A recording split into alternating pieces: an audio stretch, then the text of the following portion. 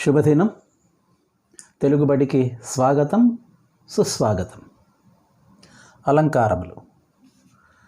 అందమే ఆనందం, ఆనందమే జీవితమకరందం, అందమే ఆనందం.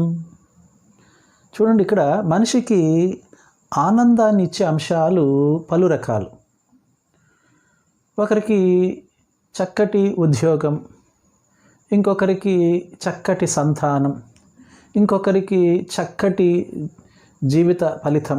ఇలా ఒక్కొక్క అంశము మనిషికి ఒక్కొక్క రకంగా ఆనందాన్ని ఇస్తుంది. అలా ఆనందాన్ని ఇచ్చే అంశాలలో ఒకటి అందం. అందుకే అందమగు వస్తువు ఆనంద మందిరం అన్నారు. A thing of beauty is a joy for ever. ఇక్కడ మానవునికి చక్కటి శరీరంతో పాటు చక్కటి వస్త్రధారణ కావచ్చు, లేదా అతను ధరించేటువంటి ఆభరణాలు కావచ్చు, ముఖ్యంగా స్త్రీలు ధరించేటువంటి ఆ యొక్క పుష్పాలు కావచ్చు, వారు ఉపయోగించేటువంటి లేపనాలు అంటే ముఖానికి ఉపయోగించే క్రీములు, అలాగే పెదాలకు ఉపయోగించే లిప్స్టిక్స్, ఏదైనా కావచ్చు, వారికి ఒక చక్కటి అందాన్ని కలుగజేస్తాయి. అలాగే కావ్యానికి అందాన్ని కలుగజేసేవే అలంకారాలు.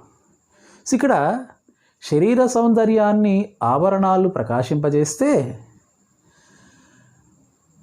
కావ్య సౌందర్యాన్ని ప్రకాశింపజేసేవే అలంకారాలు. ఉదాహరణకు, ఆమె మనసు మంచిది అనడంలో, ఆమె మనసు తల్లి వంటిది అనడంలో వ్యత్యాసం ఉంది. ఇంకా చెప్పాలంటే, కరుణగల్లా తల్లి కాంతమ్మ తల్లి, కన్న తల్లి మనసు వంటిది కాంతమ్మ తల్లిది అని చెప్తున్నప్పుడు ఆ యొక్క శబ్దార్థాల ప్రయోగం, ఆ చక్కటి మాటల కూర్పు అనేది వినడానికి కాస్త వినసొంపుగాను, చదివే పాఠకునికి ఆకట్టుకునే విధంగా కనిపిస్తుంది.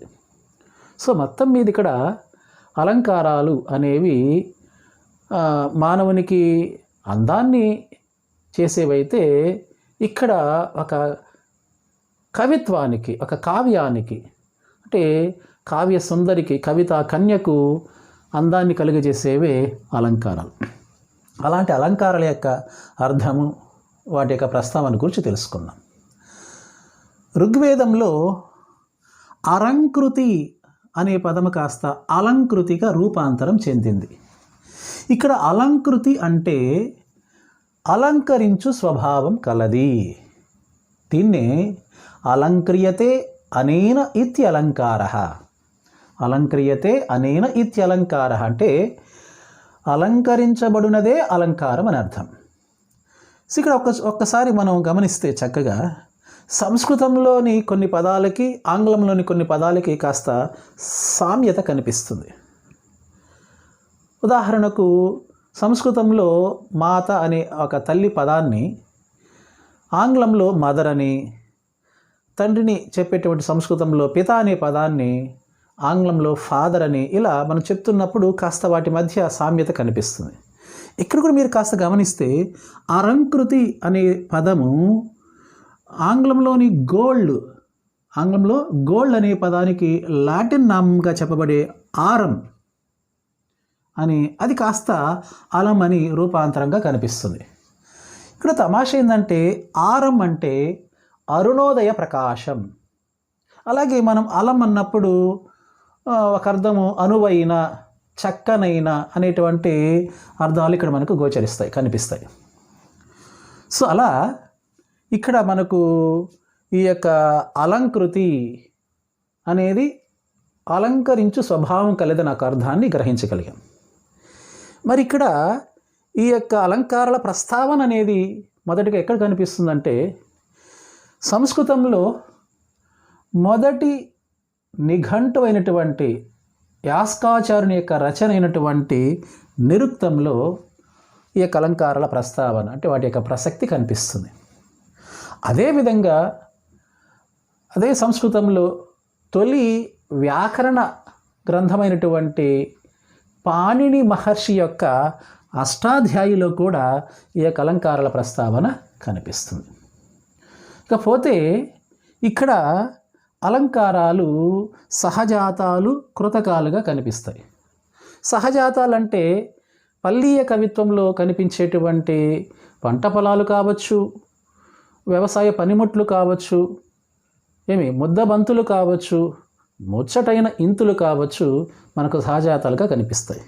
ఇక కృతకాలు అంటే కల్పితాలు, అవి ముఖ్యంగా ఆకాశగంగ, స్వర్గం, హంసల నడక, రంభాబోర్వసుల నాట్యం, ఇవి మనకు కృతకాలుగా కనిపిస్తాయి.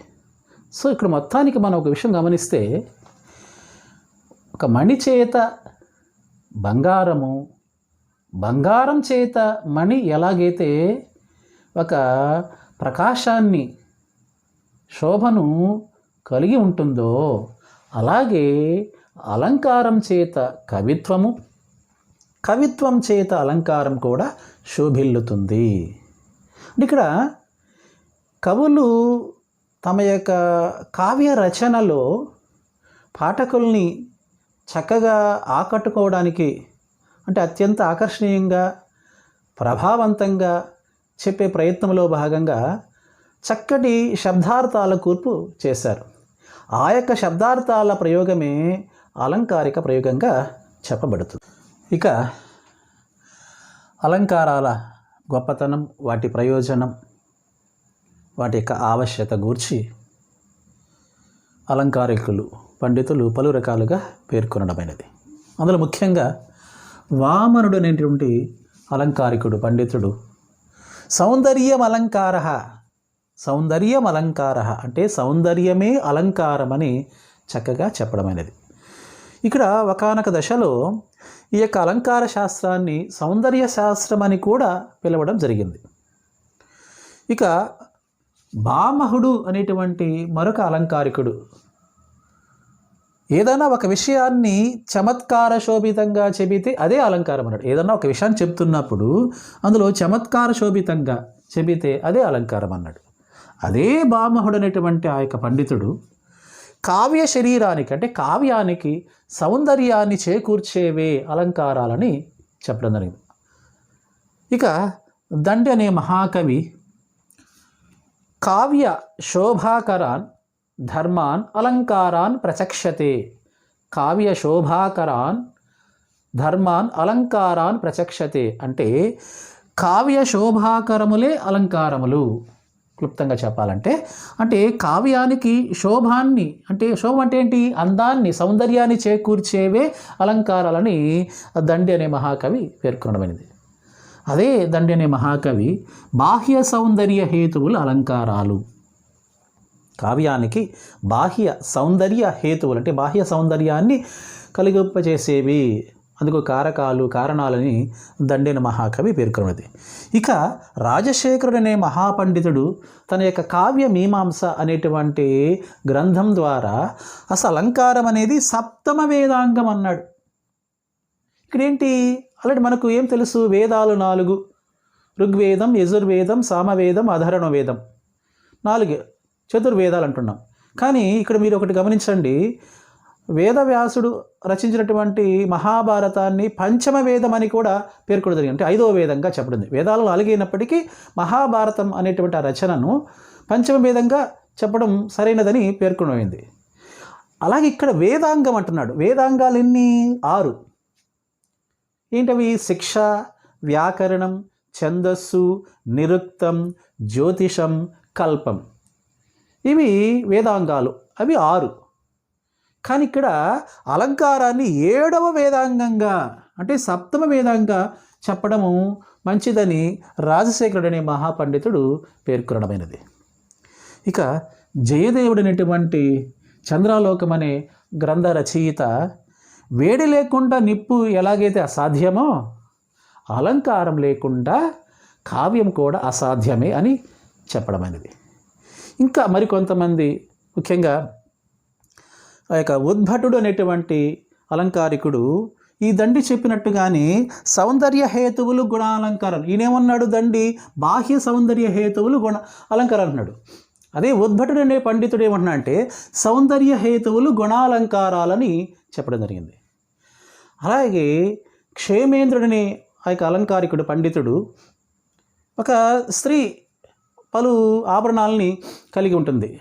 ఉదాహరణకు నెత్తిన పాపట బిళ్ళ, ఇక్కడ చెంపచరాలు, చెవికి దుద్దులు, అలాగే మెడకి హారాలు, ఇక్కడ భుజం దగ్గర వంకీలు, అలాగే నడుముకి వడ్డానాలు, పాదాలకి పట్టీలు. ఇవి ఎక్కడ ఏ ఆభరణము కూర్చదగినదో ఉంచదగినదో ఆ విధంగా ఉంచితే అది ఆ శరీరానికి అందం కలుగజేస్తుంది. అలాగే కావ్యంలో అలంకారాల్ని తగిన స్థానంలో ఎక్కడ ఏ అలంకారం ప్రయోగించాలో అనేది తగిన విధముగా చేయగలిగితే అప్పుడే ఆ కావ్యము శోభిల్లుతుంది అని అక్కడ క్షేమేంద్రుడు అనేటువంటి ఆ యొక్క పండితుడు చెప్పడం జరిగింది. అలాగే రుద్రటుడు అనేటువంటి రుద్రటుడు అనే మరో కవి నిరలంకార కావ్యరచన తగదన్నాడు. నిరలంకార అంటే అలంకారం అనేది లేకుండా కావ్యరచన అనేది మంచిది కాదన్నాడు. ఇక కుంతకుడు అనేటువంటి మరొక అలంకారికుడైతే అసలు అలంకారాలతో కూడుకున్నదే కావ్యం, అంటే అలంకారం లేకపోతే ఇది కావ్యం అనిపించదు అని కుంతకుడు అనేటువంటి మహాకవి అన్నాడు. అలాగే అభినవగుప్తుడనే అలంకారికుడు ఏమన్నాడంటే అసలు అలంకారాలు అనేటివి రసానంద దోహదకారులుగా ఉండాలి. అలంకారం చెప్పడం అనేది చదివేటువంటి వినేటువంటి వారికి రసానందాన్ని కలిగించేవిగా రసానంద దోహదకారులుగా ఉండాలని పేర్కొన్నాడు. ఇక్కడ మరొక విషయం ఏంటంటే అలంకారాలు అనేటి ఏం చెప్తున్నప్పుడు మనం హారాది భూషణాలు అలంకారాలు అంటున్నాం. అవి ఒక కావ్యానికి రసపుష్టిని కలుగజేస్తాయి. ఒక్కో చోట రసం లేకపోవచ్చు కావ్య రచనలో, కానీ అలంకారాలు అనేటివి తప్పకుండా ఉంటాయి. అంటే అలంకారం లేని కావ్యము లేదు అనడంలో అతిశయోక్తి లేదు. సో ఇక్కడ క్లుప్తంగా చెప్పాలంటే అలలు లేని అబ్ధి, తారకులు లేని వినీలాకాశం, పుష్పం లేని వృక్షం, బోసి నవ్వులు రువ్వని పాపాయి, అలంకారాలు లేని కావ్యం తగదు, అంటే దోహదం, అంటే అది అందాన్ని ఇవ్వదు. అలలు లేని అబ్ది అంటే ఏంటి? సముద్రం అనగానే అలలతో కూడుకుంటుంది. అలలు లేని అబ్ది ఉండదు. అలాగే తారకులు లేని వినీల ఆకాశం, రాత్రిపూట చక్కటి ఆకాశంలో తారకులు అంటే నక్షత్రాలు కనిపించడం సహజం. అలాగే పుష్పం లేని చెట్టు, అంటే పుష్పాలు లేకుండా చెట్లు ఉండొచ్చేమో, కానీ పుష్పం లేని చెట్టు అనేది అందగించదు అంటున్నాడు ఇక్కడ. అలంకారం అనేది అక్కడ దానికి చెట్టుకి పుష్పం అలంకారం. అలాగే బోసి నవ్వులు రువ్వని పాపాయి ఎలాగైతే అందగించదో అలాగే అలంకారం లేని కావ్యం అందగించదు అని క్లుప్తంగా చెప్పుకోవచ్చు. ప్రముఖ అలంకారికులు వారి లక్షణ శాస్త్రాలు అంటే అలంకారాల గురించి వివరించినటువంటి గ్రంథాలు. అందులో ముఖ్యంగా ప్రథమంగా చెప్పుకోదగ్గ కవి పండితుడు అలంకారికుడు భరతుడు రాసినటువంటి ఈ లక్షణ శాస్త్ర గ్రంథం నాట్యశాస్త్రం. అలాగే దండి మహాకవి రాసినటువంటి లక్షణ శాస్త్ర గ్రంథం కావ్యాదర్శం. అలాగే భామహుడి యొక్క మహాలంకారం, దానికి మరొక పేరు కావ్యాలంకారం. అలాగే మమ్ముటుడు యొక్క కావ్య ప్రకాశం, రుయ్యకుని యొక్క అలంకార సర్వస్వం, విశ్వనాథ కవి యొక్క సాహిత్య దర్పణం, అప్పయ్య దీక్షుల యొక్క కువలయానందం. ఇక్కడ మరొక విశేష విషయం ఏంటంటే ఈ యొక్క అలంకారాల గూర్చి వారు ప్రస్తావిస్తూ వాటిని గూర్చి వివరిస్తూ ఈ అలంకారాలని ఒక్కొక్కరు ఒక్కొక్క విధంగా చెప్పడం జరిగింది. అందులో ప్రథమంగా మొదటిగా భరతుడని మహాకవి మహాముని ఆ పండితుడు తన యొక్క నాట్యశాస్త్రం అనే గ్రంథం ద్వారా అలంకారాలను అంటే కేవలం 4గా చెప్పాడు. ఇక్కడ నేను చెప్తుంది అలంకారాల రకాలు కాదు. ఎన్ని అలంకారాలని ఆయన పేర్కొన్నాడంటే 4 అలంకారాలు. అందులో ఒక శబ్దాలంకారం, అది యమకాలంకారం. ఇదొక శబ్దాలంకారం. అలాగే ఉపమ, రూపక, దీపక అని మరో 3 అర్ధాలంకారాలను పేర్కొనమైంది. మరొకసారి భరతుడు తన యొక్క నాట్యశాస్త్రం అనే గ్రంథం ద్వారా 4 అలంకారాలు మాత్రమే పేర్కొన్నాడు.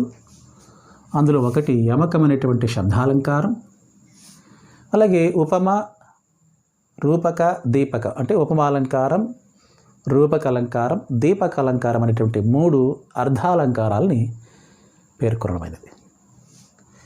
ఇక దండి అనే మహాకవి తన యొక్క కావ్యాదర్శంలో 37 అలంకారాలని గూర్చి వివరించడమైనది. అలాగే భామహుడు తన యొక్క భామహాలంకారం, దానికి మరొక పేరు కావ్యాలంకారం. ఇందులో ఆయన 38 అలంకారాలను గూర్చి వివరించడమైనది. 38 అలంకారాలను గూర్చి వివరించడమైనది. అలాగే మమ్మటుడు తన యొక్క కావ్య ప్రకాశంలో 61 అలంకారాలని పేర్కొనడమైనది. రుయ్యకుడు తన యొక్క అలంకార సర్వస్వం అనే గ్రంథం ద్వారా 75 అలంకారాలని పేర్కొనడమైంది. అలాగే విశ్వనాథ కవి తన యొక్క సాహిత్య దర్పణం అనే గ్రంథం ద్వారా 88 అలంకారాలని పేర్కొనడమైనది. అలాగే అప్పయ్య దీక్షితులు అనేటువంటి అలంకారికుడు తన యొక్క కువలయానందం అనే గ్రంథం ద్వారా అత్యధికంగా ఎక్కువగా 121 అలంకారాలను గూర్చి వివరించడమైనది. సో ఇక్కడ మీరు బాగా గుర్తుంచుకోవాల్సింది, భరత మహాముని, భరతుడు అనే కవి పండితుడు తన యొక్క నాట్యశాస్త్రం అనే గ్రంథం ద్వారా కేవలం 4 అలంకారాల గూర్చి ఆయన పేర్కొనడమైనది, వివరించడమైనది. అందులో ఒకటి యమకం, అది ఒక శబ్దాలంకారం, 3 అర్ధాలంకారాలు ఉపమాలంకారం, రూపకలంకారం, దీపకలంకారం. మరొక విషయం ఏంటంటే ఇక్కడ అలంకారాలు అత్యధికంగా ఎక్కువ అలంకారాలని గూర్చి పేర్కొనడం ఎవరు? అప్పయ్య దీక్షితులు తన యొక్క కువలయానందం అనే గ్రంథం ద్వారా 121 అలంకారాల గూర్చి ఆయన పేర్కొనడమైనది. ఓకే, అందులో ఈ మమ్ముటి రాసినటువంటి కావ్య ప్రకాశం అనే గ్రంథం యొక్క గొప్పతనం ఏంటంటే, ఈ కావ్య ప్రకాశం అనే గ్రంథాన్ని అంటే ఇక్కడ కవులు రాసే కావ్యాలని గురించి తర్వాత కాలంలో వాటికి వ్యాఖ్యానాలు అనేది సహజంగా చేస్తూ ఉంటారు. ఇక్కడ చెప్తున్నటువంటి ఆ యొక్క లక్షణ శాస్త్ర అంటే అలంకార గ్రంథాల్లో ఈ మమ్ముటుడు అనే పండితుని యొక్క కావ్య ప్రకాశం అనే గ్రంథానికి 71 వ్యాఖ్యలు, అంటే ఇక్కడ నేను ఎందుకంటానంటే అత్యధికంగా ఈ యొక్క వ్యాఖ్యలు చేసింది ఏ గ్రంథానికంటే కావ్య ప్రకాశం ఎవరిదంటే మమ్మటుడిది. దీనికి 71 వ్యాఖ్యానాలు అనేది జరగడం. మరికొందరు అలంకారికులు వారి యొక్క లక్షణ శాస్త్ర గ్రంథాలు, అందులో ప్రముఖంగా జయదేవుడు యొక్క చంద్రాలోకం. ఎందుకు ఇక్కడ ప్రముఖంగానంటే ఇవన్నీ ఇప్పుడు నేను చెప్తున్నవన్నీ కూడా సంస్కృతంలోని యొక్క లక్షణ శాస్త్ర గ్రంథాలు, అంటే అలంకార గ్రంథాలు. అందులో ఈ జయదేవుడు అనేటువంటి కవి పండితుడు రాసినటువంటి చంద్రాలోకం అనేది ఒక అలంకార ప్రామాణిక గ్రంథంగా చెప్పబడుతుంది. ఈ చంద్రాలోకం అనేది అలంకార ప్రామాణిక గ్రంథం. అంటే ఇప్పుడు మనం తెలుగులో అనేక వ్యాకరణ గ్రంథాలు ఉన్నాయి. మరి తెలుగులో ప్రామాణిక గ్రంథం అందరూ ఉపయోగించేటువంటి ప్రామాణిక గ్రంథం అనగానే, వ్యాకరణ గ్రంథం అనగానే మనకు టక్కన గుర్తుకొచ్చేది ఏంది? పరవస్తు చెన్నయ్య సూరి గారి అంటే ఆయన రాసినటువంటి బాల వ్యాకరణం. అది తెలుగులో వ్యాకరణంలో ప్రామాణిక గ్రంథంగా చెప్తున్నాం. అలా ఇక్కడ సంస్కృతంలో అలంకార ప్రామాణిక గ్రంథం అన్నప్పుడు మనం చెప్పుకోదగ్గ గ్రంథం ఏంటి? చంద్రాలోకం. మరి ఇక్కడ ఈ జయదేవుడు అనేటువంటి కవి పండితుడు అలంకారికుడు తన యొక్క చంద్రాలోకం అనే గ్రంథంలో ఎన్ని అలంకారాలు పేర్కొన్నాడంటే ఈయన కేవలం 87 మాత్రమే చెప్పాడు అలంకారాల గురించి. ఇందుకు చెప్పుకున్నాం, భరతుడు 4 అలంకారాల గురించి వివరించడమైందనేసి, పేర్కొనడమైందనేసి. అత్యధికంగా అప్పయ్య దీక్షితులు గారి కువలయానందం అనే గ్రంథంలో 121 అలంకారాల గురించి వివరించడమే చెప్పుకున్నాం. మరి సంస్కృతంలో ఈ యొక్క అలంకార లో ప్రామాణిక గ్రంథంగా చెప్పుకోదగినటువంటి జయదేవుని యొక్క చంద్రాలోకంలో ఆయన ఎన్ని అలంకారాల గురించి ఆయన పేర్కొనడం ఏంటంటే 87 అలంకారాల గురించి ఆయన అక్కడ చెప్పడం జరిగింది. అలాగే మరికొన్ని వామనుడి యొక్క కావ్యాలంకార సంగ్రహం, ఆనందవర్ధుని యొక్క ధ్వన్యాలోకం, విద్యానాథుని యొక్క ప్రతాపరుద్రీయం, రాజశేఖరుని యొక్క కావ్యమీమాంస, కుంతకుడి యొక్క వక్రోక్తి జీవితం, హేమచంద్రుడి యొక్క కావ్యానుశాసనం, ఇలా చెప్పుకుంటూ పోతే సంస్కృతంలో దాదాపు ఒక 30 మందికి పైగా అలంకారికులు ఈ అలంకారాన్ని గురించి అనేక లక్షణ శాస్త్ర గ్రంథాలని చెప్పడం జరిగింది.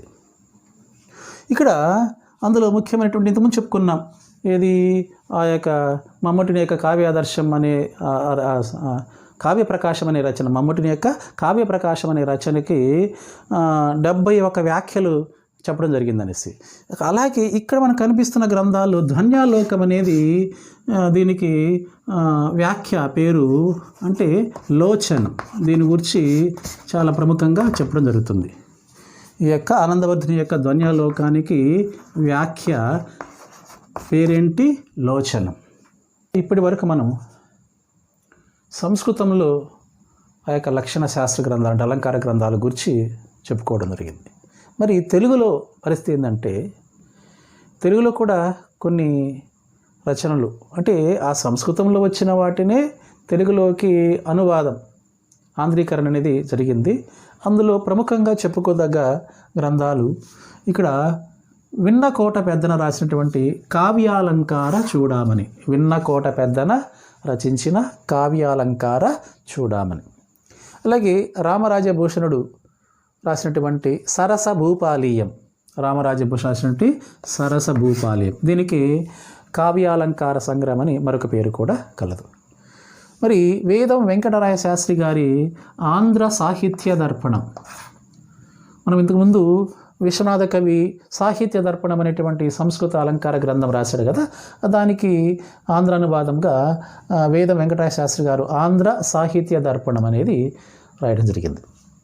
అలాగే వెంకట రాఘవయ్య గారు అలంకార మంజరి, అలాగే అక్కిరాజు ఉమాకాంతం గారు చంద్రాలోకం.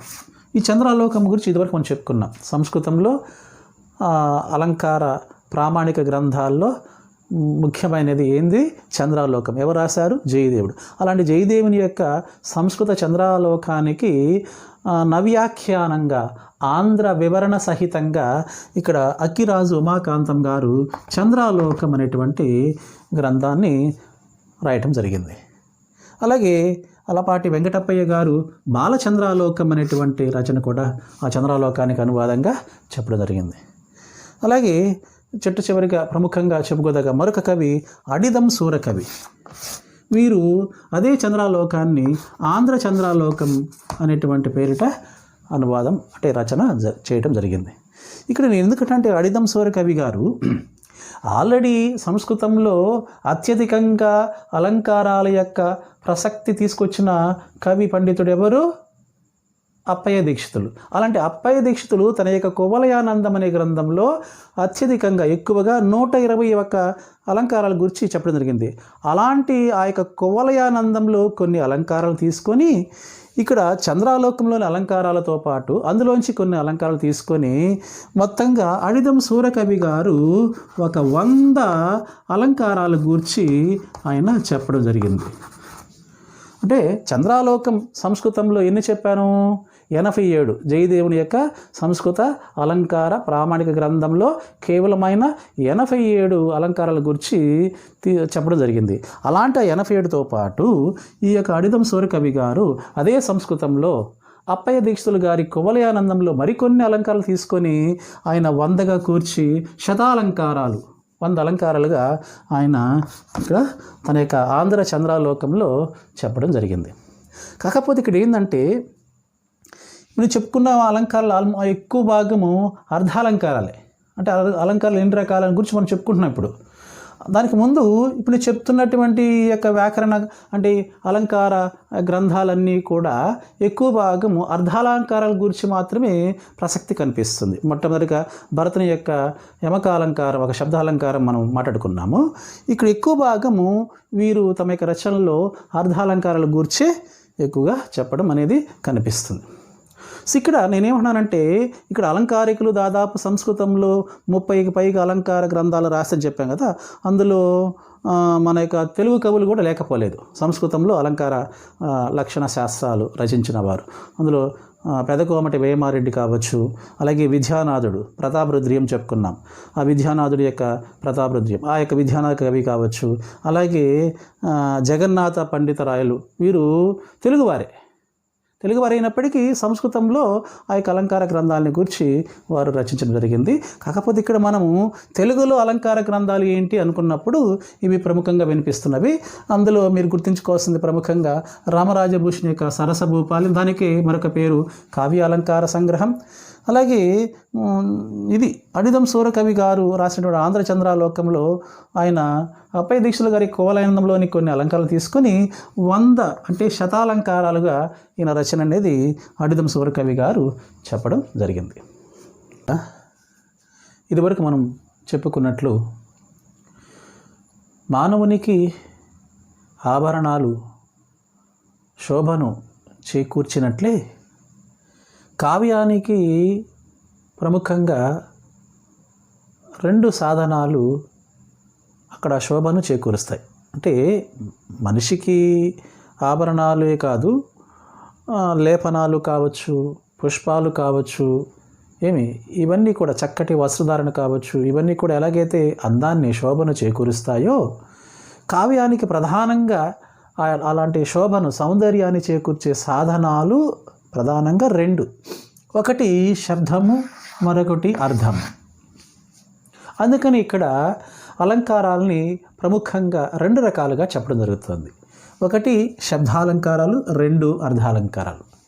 మరి శబ్దాలంకారాలు అంటే ఏంటి? శబ్దాల వల్ల అంటే ధ్వని వల్ల కావ్యానికి అంటే కవితకు శోభ చేకూరితే, సౌందర్యం చేకూరితే, అంటే అందాన్ని కలిగింపజేస్తే వాటిని శబ్దాలంకారాలు అంటాం. అలా కాకుండా అర్థాల వల్ల కావ్యానికి కవితకు ఆ యొక్క శోభ చేకూరితే, సౌందర్యం, అందం అనేది చేకూరితే అలాంటి వాటిని అర్ధాలంకారాలు అంటాం. కాకపోతే ఇక్కడ మనము శబ్దాలంకారాలు అనేటివి బాహ్య సౌందర్యానికి సంబంధించినవిగా, అలాగే అర్ధాలంకారాలని అంతః సౌందర్యానికి సంబంధించినవిగా కూడా చెప్పుకోవచ్చు. శబ్దాలంకారాలు బాహ్య సౌందర్యానికి సంబంధించినవి అయితే, అదే అర్ధాలంకారాలు అంతః సౌందర్యానికి సంబంధించినవిగా. వాటి గురించి ముందు మనకు మరింతగా వివరణ తెలుసుకుందాం. ఇక్కడ ఈ శబ్దాలంకారాలు అర్ధాలంకారాలే కాకుండా ఉభయాలంకారాలు అనేటువంటి ఇంకొక ప్రత్యేక విశేషం కూడా ఉంది. ఏంటి ఉభయాలంకారాలు అంటే, అటు శబ్దానికి అర్థానికి రెండిటికి ప్రాధాన్యత, ఇక్కడ శబ్ద ప్రాధాన్యత కలవి శబ్దాలంకారాలు, అర్ధ ప్రాధాన్యత కలవి అర్ధాలంకారాలు చెప్పుకున్నాం. అలా కాకుండా శబ్దానికి అర్థానికి రెండిటికి సమ ప్రాధాన్యత అనేది కనిపిస్తే అలాంటి వాటిని ఉభయాలంకారాలు. ఓకే, మీరు సహజంగా అలంకారాలు 2 రకాలే, అంటే శబ్ద ప్రాధాన్యత శబ్దాలంకారాలు, అర్ధ ప్రాధాన్యత అర్ధాలంకారాలు. కానీ ఇక్కడ ఉభయాలంకారాల యొక్క విశేషత కూడా ఉంది. అసలు ఉభయాలంకారం అంటే ఏంటంటే శబ్దము అర్థము రెండిటికి సమానమైన ప్రాధాన్యత అక్కడ కనిపిస్తే అది ఉభయాలంకారం అవుతుంది. అందుకు ఉదాహరణ లాటానుప్రాసం. దాని గురించి ముందు క్లాస్లో మనం తెలుసుకుందాం. అలాగే పునరుక్తి కూడా. ఇక్కడ ఇంకొక విశేషం ఏంటంటే సంసృష్టి. ఒక పద్యంలో ఒకటికి మించి అలంకారాలు అనేది ఉంటే, ఒక పద్యంలో ఒకటికి మించి అలంకారాల ప్రసక్తిగానే ఉంటే దాన్ని ఇక్కడ సంసృష్టి అంటున్నాం. ఉభయాలంకారం ఏం చెప్పాను? శబ్దానికి అర్థానికి ప్రాధాన్యత, రెండింటికి ప్రాధాన్యత కనిపిస్తే అది ఉభయాలంకారం. అందుకు ఉదాహరణ లాటానుప్రాసం, ఆఫ్కోర్స్ పునరుక్తి అనేది కూడా చెప్తున్నాను.